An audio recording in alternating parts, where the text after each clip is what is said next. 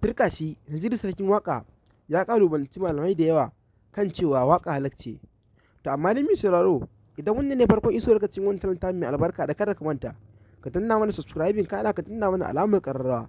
domin ta haka ne za ka iya samun sababbin bidiyoyin mu da zarar mun ɗora. To tun bayan wannan cece-kuce da ake akan waƙa halal ce, tabbas Naziru Sarkin Waƙa ya ƙalubalanci malamai da yawa akan cewa waƙa halal ce. To amma dai malamai da yawa sun jawo mai hadisai da kuma ayoyi, inda kuma suke bayyana mai, suke karanta mai, amma kuma duk da haka Naziru Sarkin Waƙa ya kasa yadda cewa waƙa ba haramun ba ce.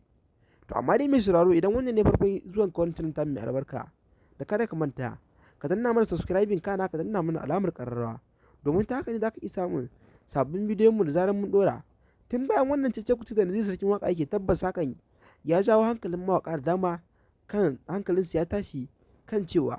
waƙa haram ce, inda kuma wasu mawaƙai daga cikinsu tabbas sun fahimta, wasu kuma ba su fahimta ba, kamar dai irin Naziru Sarkin Waƙa. Tabbas Naziru Sarkin Waƙa ya ce idan har duniya ta ƙare ana ce masa waƙa haram ce, ana jawo mai ayoyi da hadisai, tabbas ba zai iya ɗauka ba, inda kuma wannan abun tabbas ya jawo wani malami daga cikin malaman da suke jawowa Naziru Sarkin Waƙa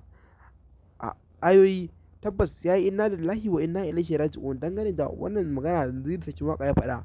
Tabbas idan ka zama a rayuwarka baka jin aya, baka jin hadisi, tabbas zaka zama kungurmin jahili, sannan kuma kungurmin kafiri a rayuwarka. Tabbas zaka tsunduma cikin kafirci, hakan kuma ba a so ya faru ga musulmi. Tabbas abinda malamin ya faɗa kenan. To amma tun bayan jin wannan bayanai na wannan malami, Naziru Sarkin Waƙa ya ce tabbas shi fa idan aka ce masa waƙa haram ce, tabbas an mai hasada akan abin da yake samu a cikin waƙa ne. Shi ya ce ba zai taɓa mantawa da waƙa da halaccin da ba, ya ce waƙa ita ce sila arzikinsa, kuma ya ce ba a kansa aka fara waƙa ba, inda ya fara lissafo manyan mawaƙai kamar su Mamman Shata, su Ɗan Ƙwairo, duk ya lissafo su, inda kuma yake cewa tabbas su tun a zamanin su tabbas ba wani malami da ya fito ya ce musu waƙa haram ce. To amma dai mai sauraro, ka ci gaba da bibiyar wannan talanta mai albarka mai suna Faris TV 24 domin samun labarai da su.